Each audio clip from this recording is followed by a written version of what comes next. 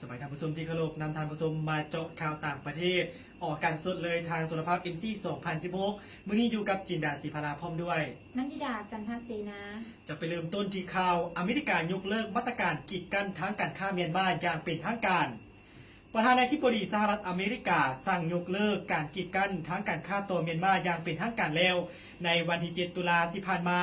โดยท่านบารักโอบามาประธานาธิบดีสหรัฐได้ลงนามในข้อกำหนดยกเลิกคำสั่งกีดกันทางการค้าของสหรัฐอเมริกาต่อเมียนมาที่บังคับใช้มาตั้งแต่วันที่3พฤษภาคมปี 1997 ในสมัยที่ประธานาธิบดีบิล ลินตัน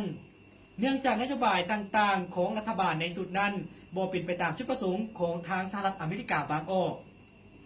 ในปี 2007 ประธานาธิบดีจอร์จ ดับเบิลยู บุชได้ประกาศข้อกำหนดเพื่อปฏิบัติมาตรการดังกล่าวให้เข้มงวดหลายขึ้นในจดหมายที่ส่งถึงประธานวุฒิสภาและประธานสภาตามสหรัฐและบารักโอบามาได้เน้นย้ำถึงการตัดสินใจการยกเลิกการกีดกันทางการค้าและระบุเมียนมาเข้าในรายชื่อประเทศที่ได้รับการให้สิทธิพิเศษทางภาษีทั่วไปหรือ GSP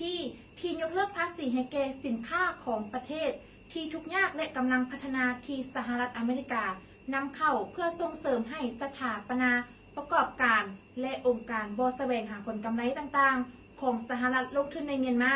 อีกทั้งแสดงความหวังของสหรัฐที่อยากให้เมียนมากลายเป็นหุ้นส่วนที่มีประชาธิปไตยและเจริญรุ่งเรืองในภาคพื้นอาเซียนชาวท่านผู้ชมที่เคารพนั่นก็เป็นข่าวต่างประเทศที่รายการเจาะข่าวต่างประเทศของ MC 2016ของพวกเขาได้นำมาเสนอในวันนี้ขอขอบใจห้าง ONP ซอฟขายเครื่องออนไลน์เนาะสามารถโทรเข้าไปหาเพื่อนได้อยากได้โมงอยากได้เสื้อแฟชั่นงามๆแบบนี้รวมไปถึงเกือบต่างๆที่เบอร์โทรศัพท์ 030 500 5931 030 500 5931มื้อนี้จินดาศรีพาราพร้อมด้วยนันทิดาจันทเสนาพร้อมด้วยโอลานีถ่ายภาพต้องขอลาไปก่อนสบายดี